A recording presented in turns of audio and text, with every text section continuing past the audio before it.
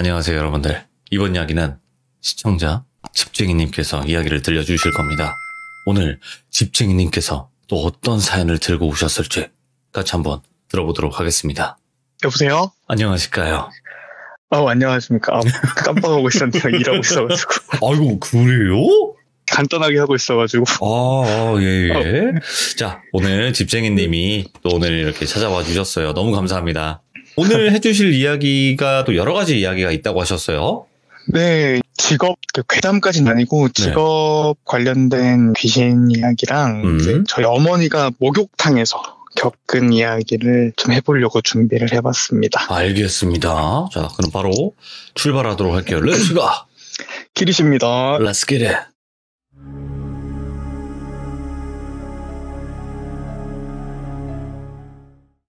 첫 번째 시작할 이야기는 짧은 이야기예요.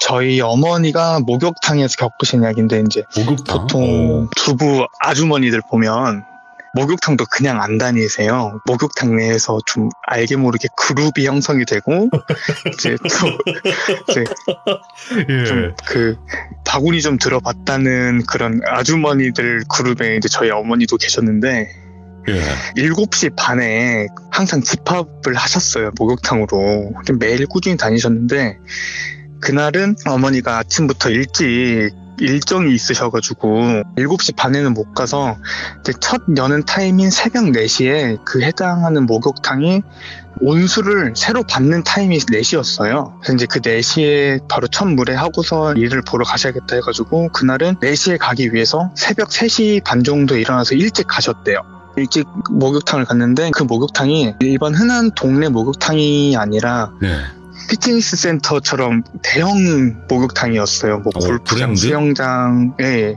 뭐 스포츠 센터까지 다 겸비하고 있는.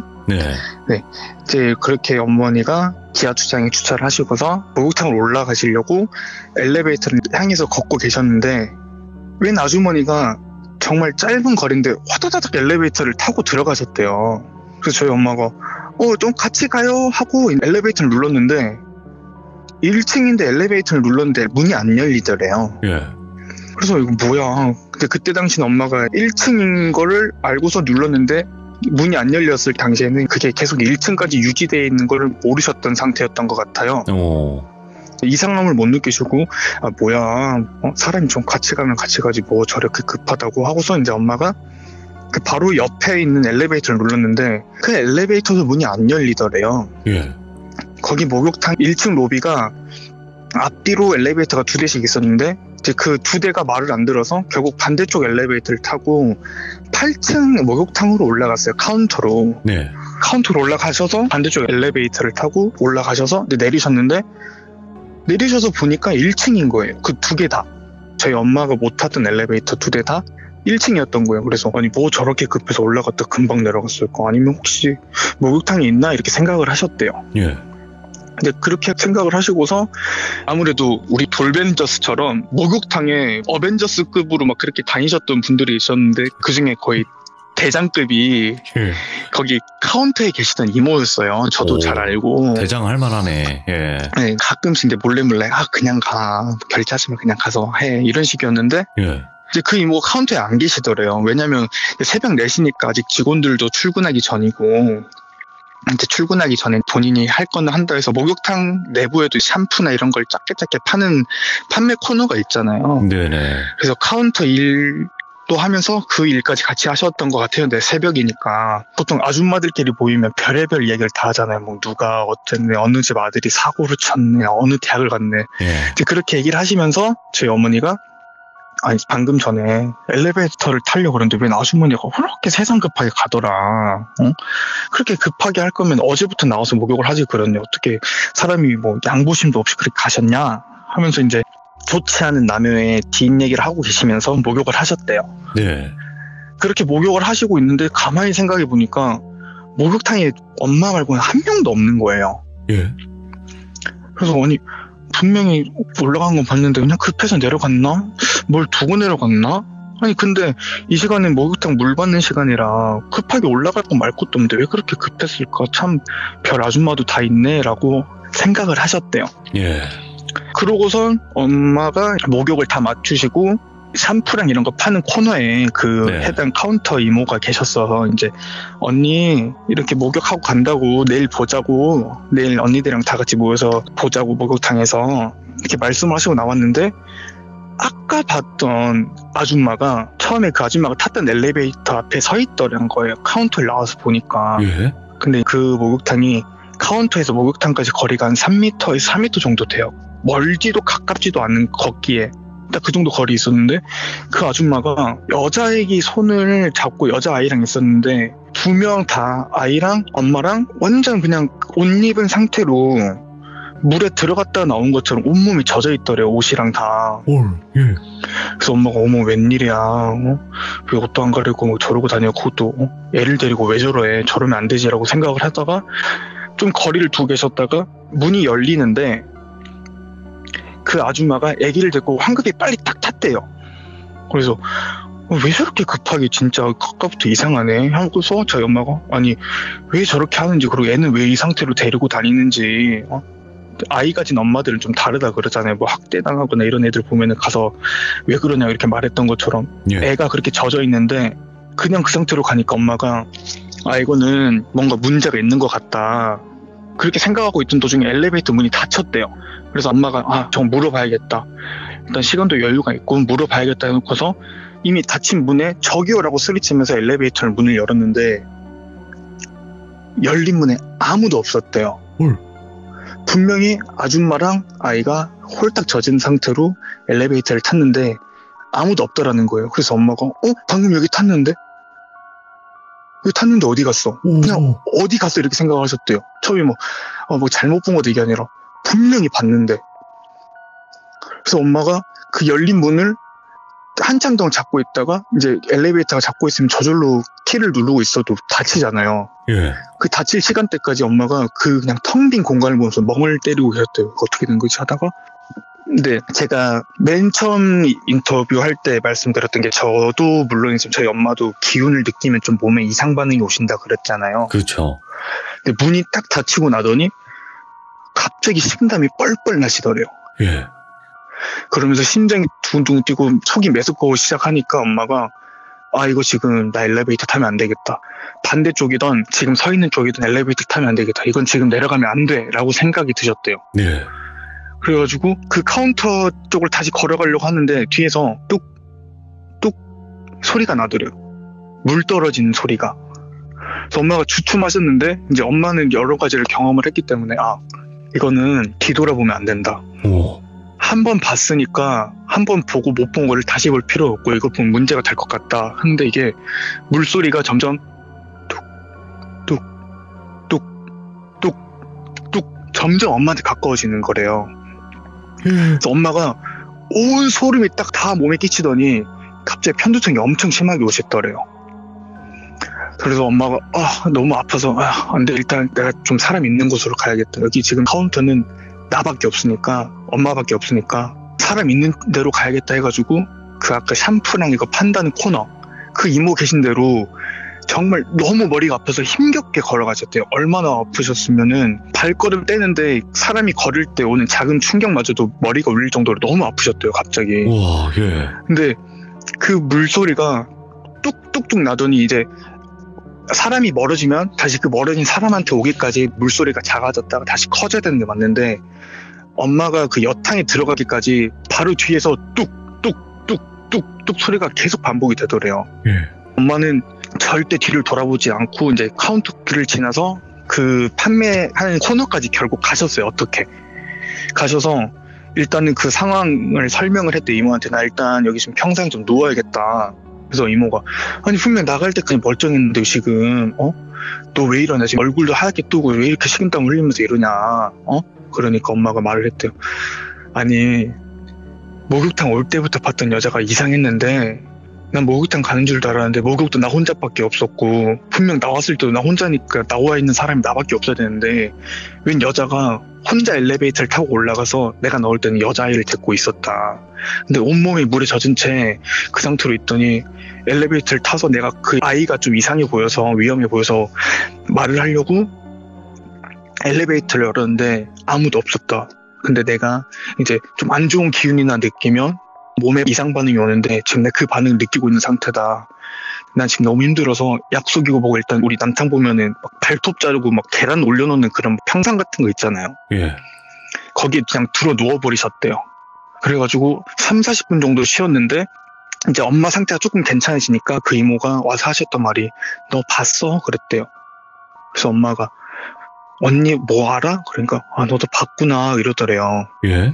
제가 지역명을 말씀드리자면 전라도인데 네.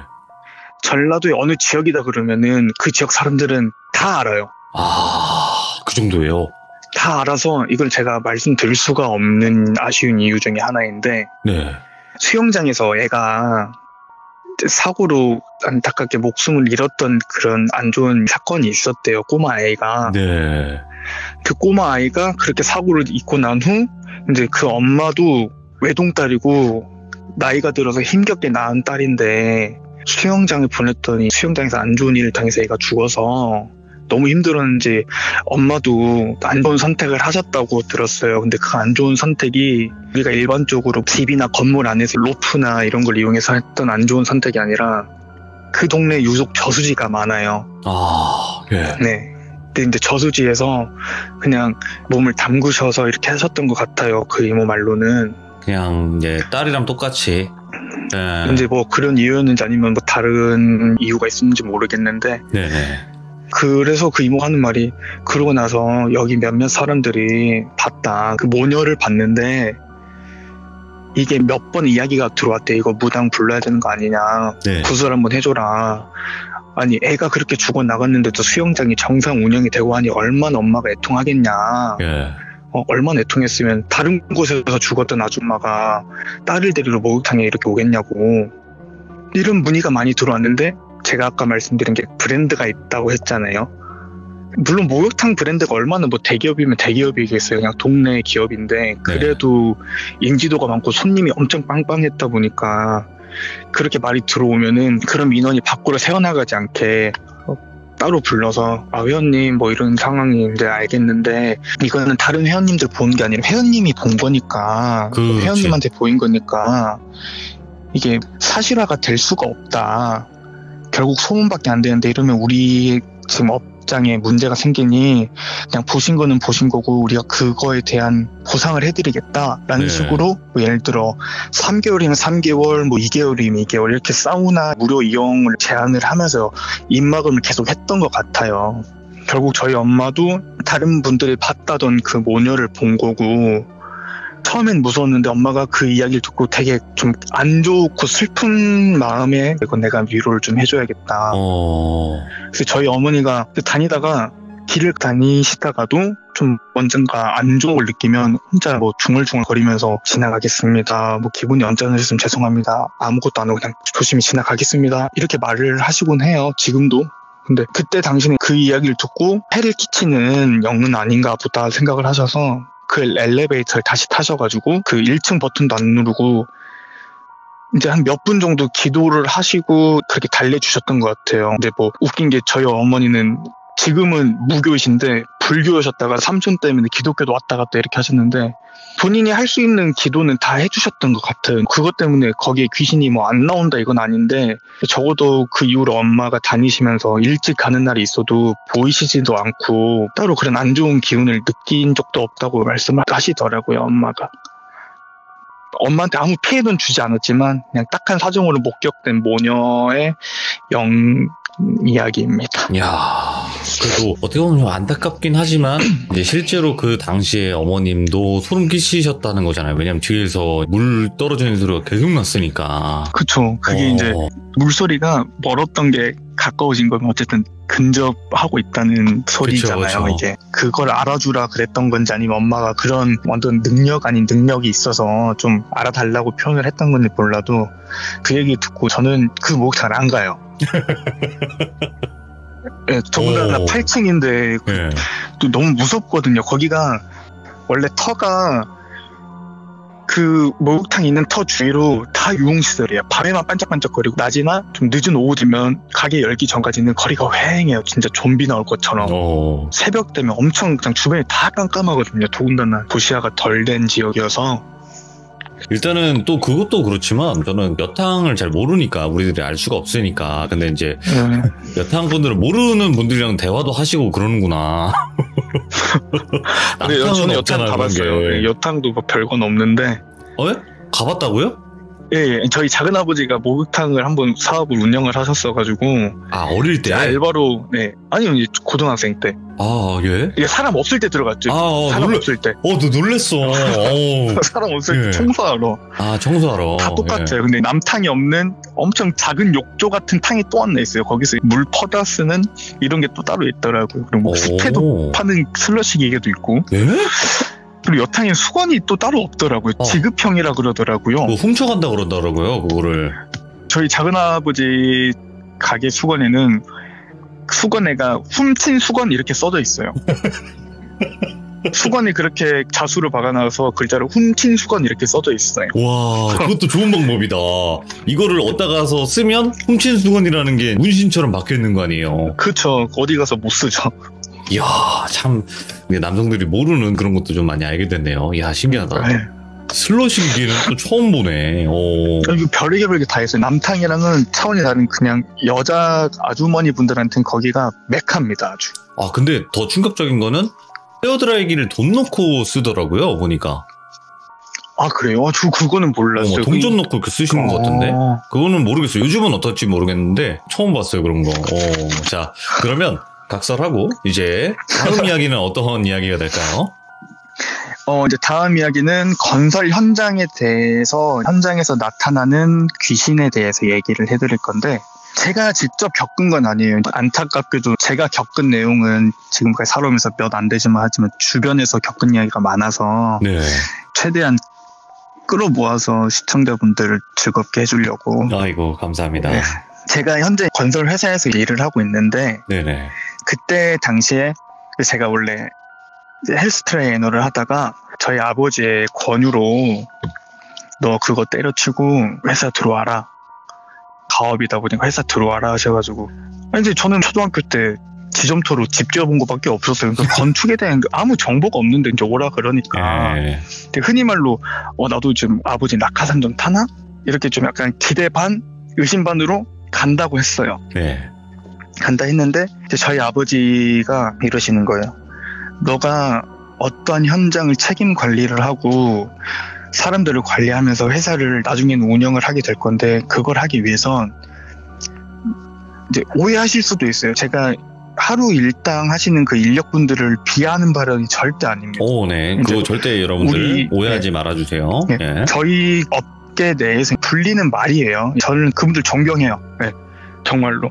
이제 표현하기를 뭐 하루살이 또는 하루 일당짜리 뭐 이렇게 좀 안 좋은 표현 방식으로 불러요. 이제 뭐 사람이 착한 어떠든. 근데 이게 이미 그런 문화가 돼서 뭐 제가 그렇게 부르지 않는다 하더라도 절대 고쳐질 수 없는 현실인데, 저희 아버지가 하시는 말로는 너는 우리 회사에 하청으로 들어있는 건설 회사로 일단 먼저 취직을 할 거다. 그리고 그 건설 회사에서 취직을 하더라도 그 밑에 하청 회사에서 채용을 한 인력소 업체의 하루 일당쟁이들과 똑같은 일을 하게 될 것이다. 왜냐면 네가 그런 사람들 일부터 차근차근 올라오고 밟고 현장 뭐 공사가 어떻게 돌아가고 하는지를 알아야 네가 나중엔 관리까지 할 수 있다 라고 해서 제가 그때 납치가 돼가지고 지금까지 하고 있는 건데. 근데 그게 맞는 말이에요. 아버님이 잘하신 거죠. 그쵸. 네. 너무 힘들었어요. 근데 제가 이제 처음 가게 된 게 경기도 용인에 전원주택 단지 공사 현장에 투입이 됐어요. 예. 그때까지는 제가 본인들 회사를 고용한 사업주의 아들인 걸 아예 숨기고 들어갔기 때문에. 그렇지. 예. 정말 똑같은 대우를 당하고 욕도 많이 먹고 부모 욕도 들었어요. 어이구, 패드립까지. 예. 네, 근데 이제 건설이라는 게 젊은 인력들이 없어요. 대부분 다 어른들이고. 네. 젊은 사람들이 힘든 걸 싫어해서 안 하려고 하는 게 실정이고.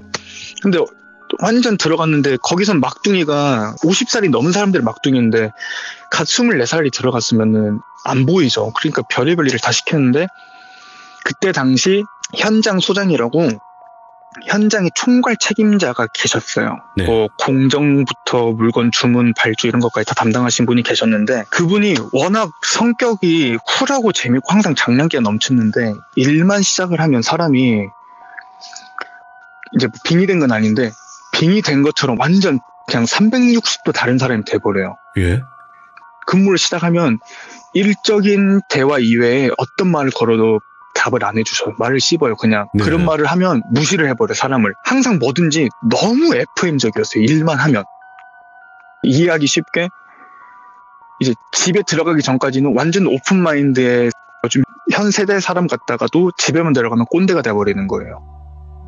그런 식의 소장님이었는데 이제 그 소장님 밑에서 일을 하다 보니까 너무 힘든 거예요. 다른 데 가면은 안 할 것도 여기서 무조건 해야 되고 시키는 것도 너무 많고 출퇴근 시간을 너무 또 딱딱 지키니까 짤이 없는 거예요. 네. 그래서 그렇게 너무 힘든 하루하루를 보내면서 그 소장님 밑에서 제가 하루, 이틀, 한 달, 그리고 석 달, 네 달, 5달째 되는 날에 저도 일용직급은 아니었지만 어느 정도 올라왔었을 당시였어요. 근데 마침 본사팀이랑 하도급 업체팀 해가지고 회식이 잡힌 거예요. 그래서 얼마나 좋아요. 회사 다니고 첫 회식인데 이제 회식 자리에 갔죠.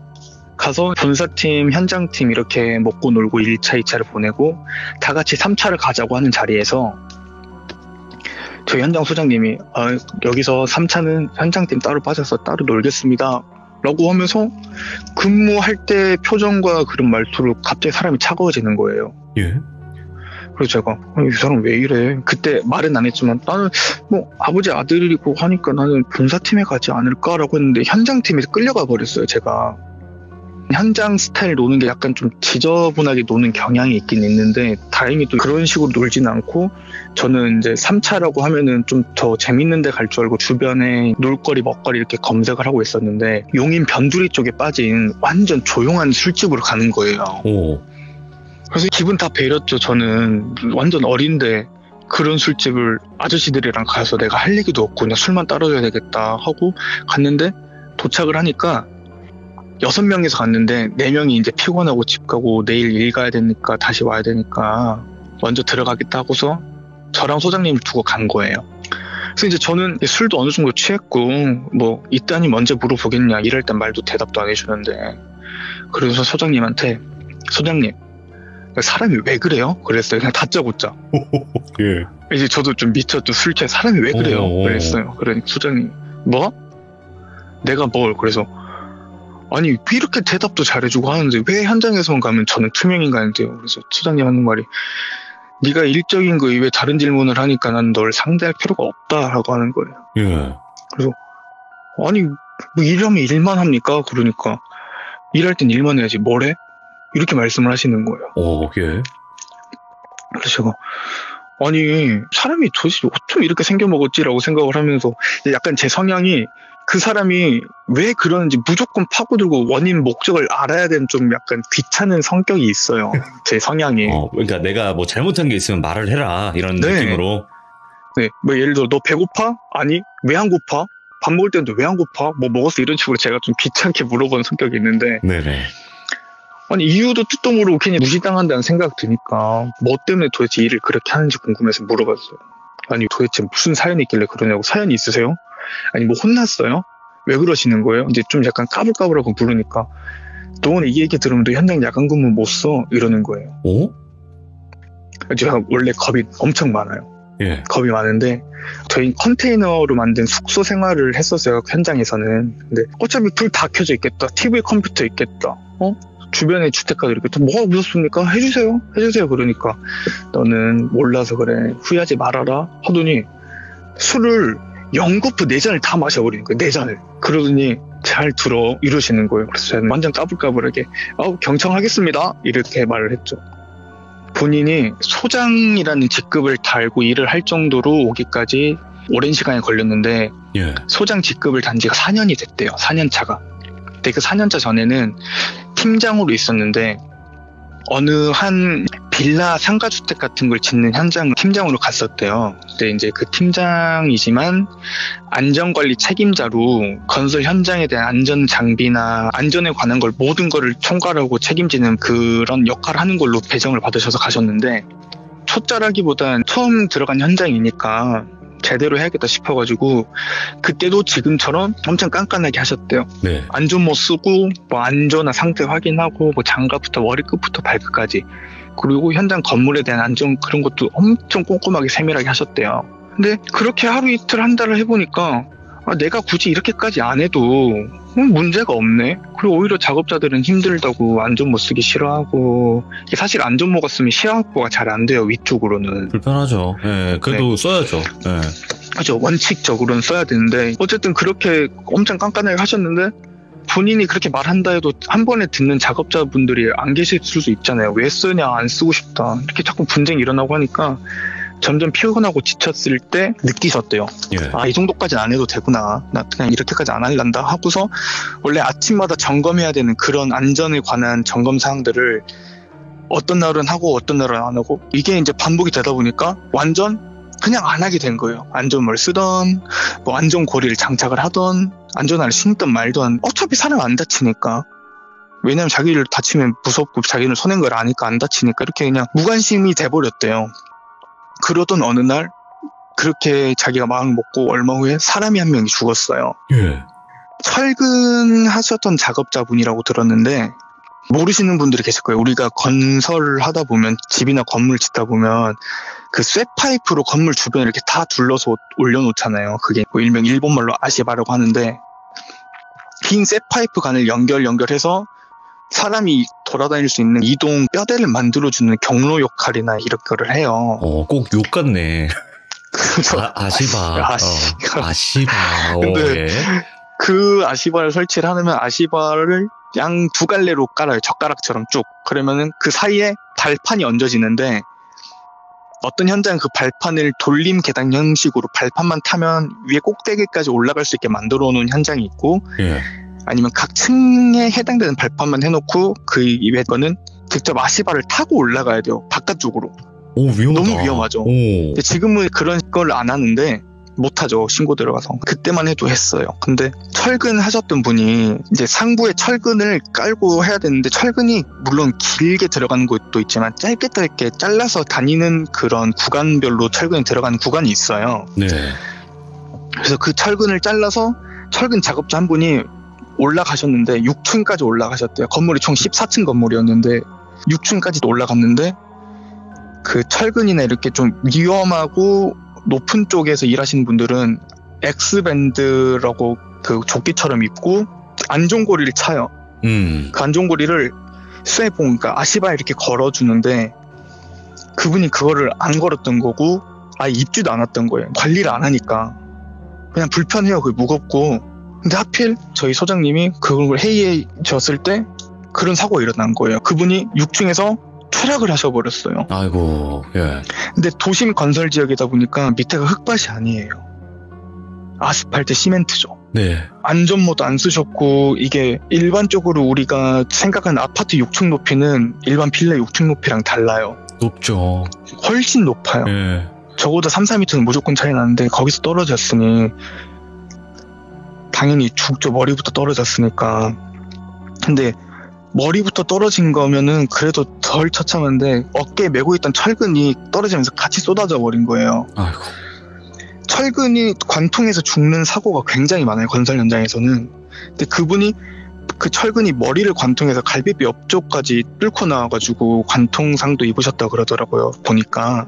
그래서 이제 현장에 난리가 났죠. 안전관리 제대로 안 하고 관리 사람들은 잘리고. 다행히 저희 소장님은 이제 그 현장에 다른 업체에서 파견직으로 갔기 때문에 잘리는 정도까지는 아니었지만 벌금이랑 징계형 처분을 받고 현장이 3개월이 멈췄어요. 네. 그리고 3개월 후에 다시 그 현장을 가서, 당연히 안전관리 지금 배정을 못 받죠, 사고를 쳤으니. 그래서 야간 현장 경비 겸 현장 총 경비 주야로 이렇게 주간 야간으로 하는 업무를 배당을 받으셨는데, 아침에 첫 출근을 해서 인원 체크를 합니다. 인원 체크를 하고 아침 체조를 해요. 준비 운동, 몸 풀려고. 그때 제가 몇 명이라고까지는 기억 못 하는데, 예를 들어 15명이 왔어요. 15명이 온 걸 보고 작업 일지에 15명을 쓰고 나서 이제 보통 도망가거나 하는 사람들이 있어서 점심시간 이후에 인원을 또 재요. 근데 14명인 거예요. 점심시간에 재니까. 이상하다. 한 명 도망갔나? 그럴 수도 있지 했는데 다음날 또 하니까 15명이 또 왔는데 점심을 이어지니까 또 14명이더래요. 도대체 이 사람들은 인력을 어떻게 보내주길래 매번 이틀 연속을 사람이 도망가지 하고서 주간 휴무, 야간 작업을 들어가셔요. 네. 그래서 그 다음날은 쉬시고 야간 투입됐을 때는 현장 경비로 투입이 되셨어요. 관리, 경비하시는.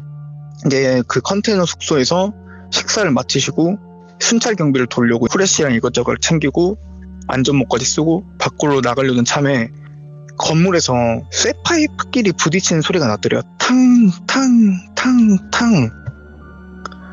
그래서 지금 퇴근하고 사람이 없어야 될 시간인데 오늘 야근한다고 소리를 못 들었는데 누가 있는 거지? 누가 와서 지금 장난치나 애들이? 꼬맹이들이 왔나? 그래가지고 얼른 컨테이너 숙소에서 나와서 소리가 나는 쪽으로 후레쉬를 비췄대요. 1층에서부터 쭉 둘레로 이렇게 돌아가면서. 네. 근데 6층에 사람이 서 있더래요. 작업자가. 그래서 소장님이, 그때 당시 팀장이죠. 팀장님이 아저씨 지금 작업 끝났어요. 지금 시간이 몇 시인데 거기서 뭐 하십니까? 내려오세요 했는데 그 사람이 말대꾸를 안 하더래요. 예. 아니 아저씨 어느 팀이세요? 어느 팀이신데 그러십니까? 나와라고. 지금 시간이 몇 시냐고. 불도 안 켜놓고 작업을 하더라도 불을 켜놓고 해야지 이 사람아. 내려와. 이렇게 반말을 하셨대요. 근데 그렇게 말을 해도 대답이 없어서 소장님도 후레쉬를 두고 그 사람 얼굴에 비췄는데 그 사람이 6층에서 확 뛰어내려버리더라고요. 갑자기. 그리고 소장님이 이제 그걸 직관을 하신 거예요. 사람이 뛰어내려버리는 걸. 그래가지고 확 소리를 지르면서 그 자리에 일단 주저앉은 다음에 얼굴을 손으로 가렸는데 손을 떼지를 못하겠더래요. 온몸이 떨리고. 처음엔 쭈그려 앉았는데 다리가 풀리니까 주저앉아버린 거예요. 그 상태에서 몸을 벌벌벌 떨고 있다가 잠깐 이제 정신이 빠졌다가 생각이 든 게 내가 이러고 있을 때가 아니다. 빨리 가서, 이건 내가 안전관리 잘못한 거 아니다. 이거는 내 책임이 아니니까 일단 가서 사람이 우선이니 119든 112든 불러서 사건 처리를 지금 빨리 해야 된다. 사고 처리를. 와, 예. 해서 일단 후레쉬를 들고 사람이 떨어진 대로 달려가셨대요. 달려가서 딱 후레쉬를 비췄는데 밤에 사람이 없대요. 없었대요. 분명히 여기로 떨어진 사람이 없더라는 거예요. 예. 왜 이게 어떻게 된 일이지 하면서 내가 위치를 잘못 왔나 하면서 후레쉬를 비치고 있는데 갑자기 또 위에서 탕 소리가 들리더래요. 사람이 또 있나? 누구지 하고 딱 봤는데 분명 방금 본인 혼자서 6층에서 뛰어내렸던 사람이 다시 6층에 서 있더라는 거예요. 반복한다. 와. 그러더니 갑자기 또 한 번 뛰어내려 버리더래요. 그때. 소장님이 그걸 보고 거기서 기절을 하셨대요. 왜냐면 처음도 충격인데 두 번째는 바로 밑에서 사람 뛰어내는 거 보니까 그냥 정신을 놔버렸대요. 놓은 것 같대요. 그래서 이제 오랜 시간은 아니지만 몇십 분 기절을 하고 눈을 떴는데 깜깜한 새벽이다 보니까 이게 빨리 도망가야겠는데 무서우니까 발이 쉽게 안 떼지더래요. 근데 무서운 마음에 가기는 해야겠고 용기는 안 나고 하니까 그냥 욕을 엄청 크게 하면서 그냥 컨테이너 숙소까지 엄청 뛰어가서 예. 창문 블라인드 다 내리고 이어폰을 껴서 밖에 소음이 아예 들리지 않을 정도로 볼륨을 켜놓고 이불을 뒤집어 쓰고 다음날 아침 현장 교대쪽 5대까지 기다렸대요. 그래서 교대쪽가 오고 인원 체크를 하는데 인원 체크 현황을 보고 가는데 또 15명이더래요. 그래서 분명 오늘도 한 명 없어질 거다. 이제 그거는 귀신인지 모르고. 네. 한 명 누군데 알아서 업체에다가 민원 넣으라고 하고 당부를 하고서 저녁에 있었던 이상한 일을 생각하고 집에 들어가셔서 술을 그렇게 드셨대요. 너무 충격적이어서. 그렇게 술을 드시고 주무시고 난 다음에 7시 반에 다시 출근을 하게 됩니다. 소장님이. 분명 어제 내가 헛것을 본 것일 거야. 그래 내가 요즘에 좀 뒤숭숭하고 오랜만에 일을 해서 또 바깥 야외에 나와 있으니까 기가 약해졌나 보다 하고서 오늘 괜찮겠지 생각을 하고 마침 딱 순찰 준비를 하고 있는데 또 탕 소리가 이게 처음에는 탕 나더니 이게 그거 아시죠? 철봉같이 일렬로 배열되어 있는 봉으로 이렇게 달려가면서 치면 타다다다다당 이렇게 소리 나는 거. 예. 그 소리가 처음에는 탕탕탕탕탕탕탕탕탕탕탕 이러면서 돌아다니는 소리가 난다는 거예요. 그 아시바 구간을 6층 구간을. 그 소장님이 이건 분명히 뭔가 지금 누군가가 나한테 장난을 치거나 아니면 뭔가 있는 것 같은데 너무 열이 받더래요. 나 지금 귀한 직장 다시 재직돼서 어렵게 왔는데 이것 때문에 일을 그만할 수가 없다. 사람이든 뭐든 가서 만나봐야겠다 하고서 마음을 먹었는데 또 보기가 두렵더래요. 어제 그 상황을 봐서. 소장님이 일단 창문으로 얼굴을 빼꼼 내밀어서 그 구간으로 후레쉬를 비췄는데 아니나 다를까 사람이 똑같이 서 있었대요. 그래서 소장님이 욕을 하면서 야 무슨 놈놈아 너 거기 왜 있어 하면서 화난 척을 하면서 화를 내려고 노력을 하시면서 뛰쳐나가셨대요. 네. 뛰쳐나가서 어제 원래 사람 떨어졌다는 자리에 거기까지 달려가서 후레쉬를 딱 비췄는데 사람이 없더라는 거예요. 예. 이거 사람 맞네. 이거 사람이네. 이거 내가 좀 어떻게 해야겠다 해놓고 건물로 올라가셨대요. 6층으로. 6층 올라가서 그 야외 아시바 구간을 타가지고 뺑글뺑글 돌아다니고 있는데 분명히 이게 도망 나오면 1층에서 나랑 마주쳤을 건데 이 사람이 어디로 갔을까? 이상하네. 사람이 아닌가? 근데 사람이 아닐 수가 없다. 이건 헛것이네. 소리까지 들었으니까 귀신을 안 믿는 사람이었어요. 네네. 이제 그렇게 사람을 찾고 있는데 사람이 안 보이니까 이게 뭐지 하고 있는데 바로 뒤통수 뒤에서 탕 딱 한 번 소리가 나더래요. 소장님이 온몸에 소름이 그때 뒤통수에 소름이 쫙 끼치면서 후레쉬 들고 있던 거를 엄청 빠르게 확 돌아가면서 얼굴을 비췄는데 4개월 전에 돌아가셨던 그 낙하했던 그 사람이 자기 뒤에 딱 서 있더래요. 와. 그래서 순간 놀래가지고 확 하면서 고개를 돌리고 뭐야 이 사람 죽었는데 왜 있으면 귀신인가? 이렇게 생각하고 조심히 딱 봤는데 분명히 돌아보기 전까지는 멀쩡한 그 죽었던 사람의 모습이었는데 돌아보니까 돌아가셨을 때 당시에 그 처참한 모습으로 온몸은 피투성이가 되어 있고 머리는 깨져서 뭉개져 있고 이게 철근이 박혀있는 듯한 그 형상의 상태로 목이랑 다 꺾여져 있다고 그러더라고요. 그 모습을 봤대요. 눈앞에서 바로. 그 소장님이 그걸 보고 아예 기억이 끊겨버리셨어요. 그날. 근데 그때 마침 본사에서 시작한 지 얼마 안 된 현장이니까 잘하고 있나 싶어서 전화를 했는데 소장님 연락이 안 되니까 현장으로 오셨는데 소장님이 진짜 아슬아슬하게 그 아시바에 이렇게 걸쳐서 쓰러져 있더라는 거예요. 이건 정말 툭 치면 떨어져 죽을 정도로. 그래서 얼른 올라가서 소장님을 흔들어서 깨워가지고 병원으로 데려갔대요. 데려가서 너 무슨 상황인데 이렇게 거기 쓰러져 있었냐고 물으니까 소장님이 그 상황을 다 얘기해 주셨는데 그때 그 사람이 자기한테 그랬대요. 소장님 광주 분이셨어요. 광주 현장에 계셨고 전라도 광주. 그 사람이 소장님한테 그랬대요. 자네 나 좀 안 도와줄란가? 나 좀 도와줘. 이렇게 두 마디를 하셨다는 거예요. 얼굴이 뭉개져서 입도 뭣도 안 보이는 사람이 나 좀 도와줄란가? 나 좀 도와줘. 그 말을 듣고 딱 그냥 끊겨버렸대요. 아예. 그러고 나서 이제 소장님이 난 여기서 일 못하겠다. 왜 그 사람이 이렇게 나와서 현장 돌아다니는지 모르겠다. 난 여기서 일 못한다. 라고 해놓고 어쨌든 인수인계는 해야 되니까 나 오늘부로 무조건 그만두겠다 하고서 그 인력 사무실 확인했냐고 왜 항상 15명 보내주고 14명을 이렇게 보내냐 그 물어보니까 인력소에서는 14명밖에 안 보냈다 그러더래요. 그리고 다른 직원 한 명에게도 다른 직원이 썼던 작업 일본은 그 사람이 똑같이 아침에 적었는데 그 사람이 14명으로 적었는데 저희 소장님은 15명으로 적은 거예요. 이틀 연속을. 그러니까 아침부터 그 사람 얼굴은 못 봤는데 귀신인지 사람인지 모르는 한 명까지 체크를 계속 하고 계셨던 거예요. 이틀 동안. 그리고 밤에 계속 그 귀신을 보시고 그리고 인수인계를 끝내고 회사를 그만두시고 이제 뭐 크게 다친 게 아니기 때문에 병원을 퇴원해서 집에 누웠는데 잠이 드셨대요. 잠이 드셨는데 그분이 험한 몰골 그 상태로 나와가지고 왜 안 와? 나 좀 도와주라니까. 왜 안 와? 이렇게 딱 3마디.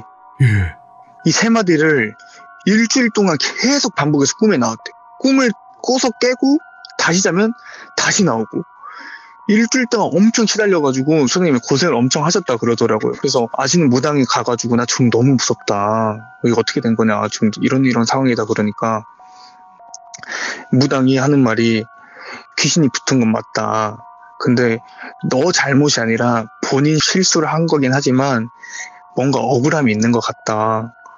너 하는 일이 뭐냐? 거기서 하는 일이 뭐였어? 그러니까 안전관리요. 그러니까 야 너가 이렇게 했었으면 그 사람 안 죽었겠네. 지금 이 귀신이 남 탓하고 있는 거라고. 너 힘들게 할 거라고. 예. 응? 그래서 이거 어떻게 해야 되냐 그러니까 정말 뭐 영화 같은 스토리긴 하지만 그 무당이 하는 말이 그 철근 작업자가 필요했던 안전장비랑 술이랑 음식 몇 가지 해가지고 귀신이 나온 그 6층 아시바 자리에 그 발판에 태워주라. 오. 태워주고 절하고 말아라. 그러면 알아서 갈 거다고. 그랬더니 정말 거짓말같이 그날 가서 그렇게 제사를 올리고 나니까 꿈에 더 이상 안 나오시더라 그러더라고요. 예. 그래서 소장님이 그 사건 이후로 현재 그렇게 깐깐하고 FM대로 하면서 현장 주시를 하고 아무리 추워도 더워도 사무실에서 안 노시는 이유가 그 이유 때문이시래요. 이야, 그런 사연이 있었구나. 네, 사고가 일어나면 내 탓이지만 그걸로 인해서 자기가 너무 힘든 경험을 했기 때문에 예. 정신적으로 그래서 자기는 한시도 현장에서 눈을 뗄 수가 없고 지금은 안전모 벗고 일 안 한다 그러면 그냥 보내버려요. 너 일 하지 마. 가. 니네 집 가. 이 정도로 사람이 변한 계기가 그 계기라고 합니다. 이야. 무서웠는지 모르겠네요. 오, 아니, 근데 진짜로 안전에 관련된 거는 진짜 계속 얘기를 해도 그거는 넘치는 게 아니라고 저는 생각을 하거든요. 그렇죠. 자기가 살고 자기가 안전하려면 누가 안 시켜도 해야 되는 게 맞아요. 맞아요. 진짜로 왜냐면 저도 옛날에 막 그런 이제 몸 쓰는 일을 해본 적이 있는데 안전화라고 네. 있잖아요. 그쵸. 되게 딱딱한 안전화인데 그 불편하지만 진짜 그거 신고 싶지 않았는데 거기에 뭐가 찍혀봤을 때 멀쩡했을 때 그때 와 그쵸. 이거 안 신었으면 나 발 아작났다 이런 생각이 그쵸, 드는 거예요. 당연해요. 하물며 안전화를 신어도 그 안전화 쇠판을 뚫고 못이 올라오는 경우도 있어요. 그러니까요. 그러니까 이게 무조건 신어야 돼요. 꼭 해야 돼요. 이게 불편하겠지만 내가 살려고라도 해야 되니까. 그쵸. 야, 무조건입니다. 그래도 네. 집쟁이님 덕분에 이런 직업괴담도 듣고 너무 감사드리고 오늘 집쟁이님 두 가지 이야기 들려주셨는데 두 가지 다 너무나 또 집중 잘 되게끔 이야기 너무나 잘해주셨어요. 너무 감사합니다. 아유, 들어주셔서 감사합니다. 네, 다음번에 또 무서운 이야기로 찾아와 주세요. 네, 알겠습니다. 대박 나세요. 네, 감사합니다. 새해 복 많이 받으세요. 네, 많이 받으세요. 그래도 집쟁이님이 이렇게 말씀을 두 가지를 해주셨지만 정말 또 소름 끼치면서도 안타까운 이야기이기도 해요. 어떻게 보면 두 가지 이야기 다 사고인데 결국에는 여러분들 안전은 진짜 몇 번을 언급을 해도 모자라지 않습니다. 그러니까 항상 안전 또 안전입니다. 여러분들 항상 조심하시길 바랍니다. 시청해주신 모든 분들 감사드립니다. 고맙습니다.